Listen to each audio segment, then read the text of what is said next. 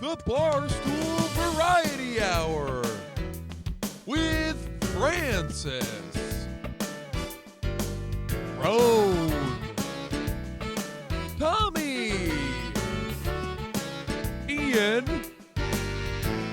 Matt, Fran, Dave, and your host, Francis. Welcome back to the Barstool Variety Hour.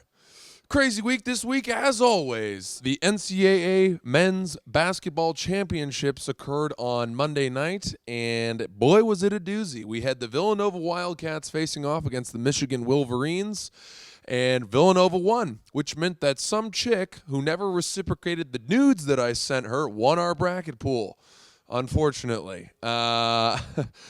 She chose her teams based on which teams had the prettiest jerseys, reminding me how much I hate women. Okay. One down. President Trump attacked Amazon founder Jeff Bezos, saying that the United States Postal Service is losing tons of money servicing the retail giant. Said Trump, "The Amazon is in Venezuela, and I don't want our postal service paying for packages from those bad hombres in South America. We all know what's in them. Cocaine." Pretty good Trump, right? Pretty good Trump. It's Trump. Vegan protesters in Toronto continued their attack on a restaurant called Antler. This all started when the chef of Antler responded to the initial protest by cutting up a leg of a deer right in the window, right in their faces. Made me realize that I want nothing more than to be on a plane sitting next to two vegans, for the plane to crash into the ocean, and for the only survivors to be me and the vegans. We're adrift at sea for weeks at a time, drinking rainwater, off of that's like condensing on the boat, and we've totally run out of food. We are starving. Our insides are eating us from the inside out, and I end up killing one of the vegans and gorging on her limbs. And when I offer some of her to her friend thinking that her friend is going to protest, she indulges as well, because we all know that vegans are full of shit.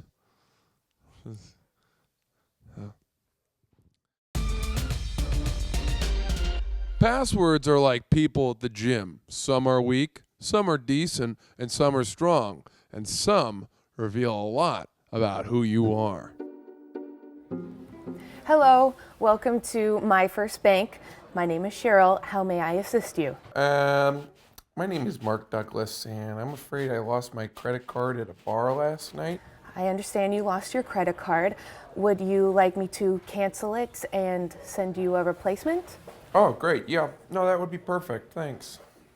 You're welcome. Now, before I can send you a card, you have to answer a couple of security questions so I can confirm your identity. Okay, shoot. Go for it. Who was your first kiss? That would be Mr. Tinsley, my 6th grade biology teacher. That's incorrect. What? That's not what I'm seeing here. No, it was definitely Mr. Tinsley, my 6th grade biology teacher. I remember it. Can you hold for a second, please, Mr. Douglas? Yep, sure.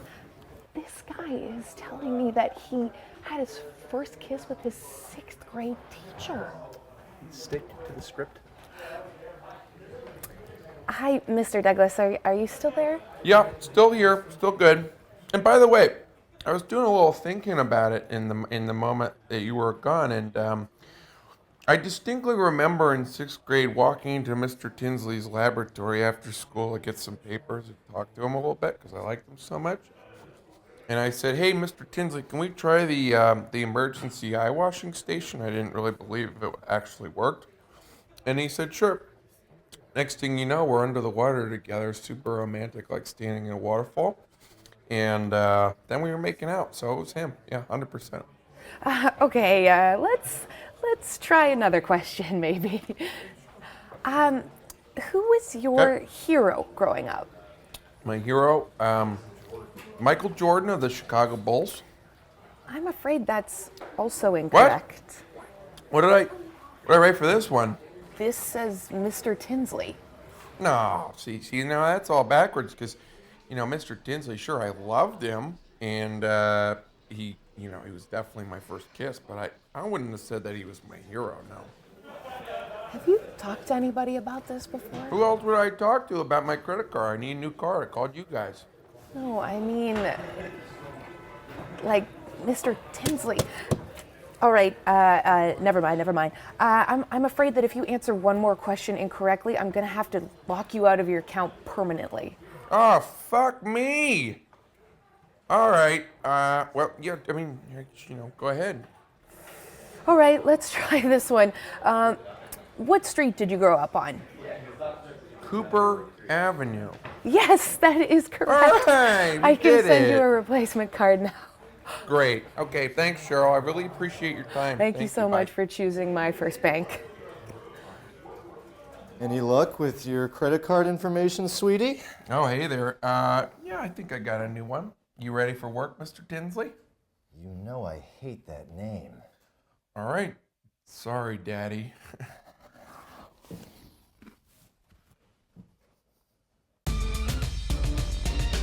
Are you a fan of Game of Thrones? Excited for the next season? Excited for the next book? Me 3. And guess what? I got to talk to the man himself, George R. Squared Martin.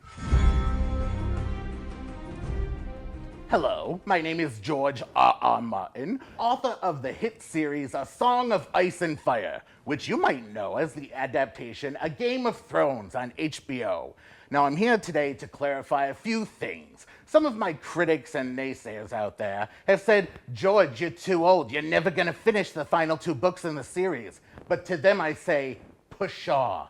I actually have already finished the final 2 books. And to prove it, today I'm going to read an excerpt from the last book, A Dream of Spring. Spoiler alert. Jon Snow stepped into King's Landing, not knowing what was waiting for him. The battles had been fierce on his way from Winterfell, but somehow he sensed that it was not over. As he stepped through the doors of the Red Keep, he saw the Iron Throne sitting at the other end of the Great Hall, and Cersei sitting upon it. If you want this throne, you're going to have to pry me off of it with your cock. Like a dire wolf in heat, Jon Snow was upon her. Fuck me like my brother, she screamed. Fuck me like my aunt, he retorted. Theon Greyjoy sat in a corner and read a book because he no longer had a dick. The window smashed open and a figure rode in atop a dragon. I am Daenerys Stormborn of the House Targaryen. Daenerys then lowered herself to the ground, and the rest of the cohort watched in amazement as she took an entire dragon doinker. Jon then turns to the camera and winks. The end. So as you can see, everything is on track and should be released sometime in the coming weeks. As I've gotten more famous over the last year, I've realized that some people I meet don't know that I'm famous. So I decided to equip myself with one of the accessories of fame, a bodyguard. Hi, David. My name is Francis Ellis. I am calling because I am inquiring about enlisting a bodyguard. I'm somewhat of a celebrity here in New York City, and I've been running into some trouble with fans, overzealous fans harassing me. If you could give me a call back. Yeah, this is Francis speaking. And you're looking for an intimidating, big bodyguard. Yeah. And is there a specific attire you would like them to wear? Ooh. Is it a suit or? I guess like whatever's most intimidating. They had like a coat of armor or maybe like a bulletproof vest. Are the guys big? Are they big guys? Yes, we actually have big guys, yes. I want the biggest guy in the land. Polo to the flow though. You already know though. It's Adamville for real. You see your hoe, just take a photo. This is Jude. He's my personal bodyguard, and he's gonna help keep me safe and make sure that everything is running smoothly. If a couple of fans come at me the wrong way, okay, what would be your strategy? I basically will step in and keep you behind me and basically shield you to make sure everything is good, keep them away from you. Yeah, that sounds great. You're wearing a bulletproof vest. Yes. Are you worried that people are gonna shoot at us? Should I be wearing a vest? No, I don't think so. I'm here. Okay, Be that's good. cool. You're like my own bulletproof vest. I'm your bulletproof vest. You're like the biggest bulletproof vest I've ever seen. Have you ever seen the movie Man on Fire with Denzel Washington? Yes. Hey, Francis. Okay. Hey, Francis. Great. That's really good. Yeah, I like that. Yeah.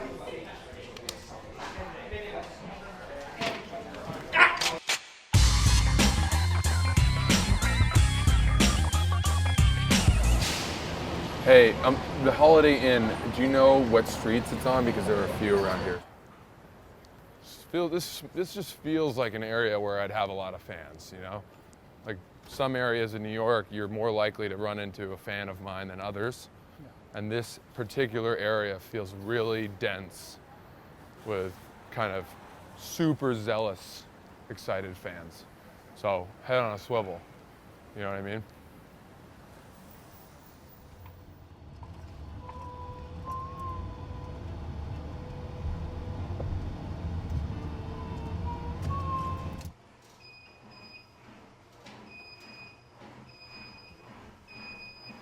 This is the safest I've ever felt during a workout, for sure.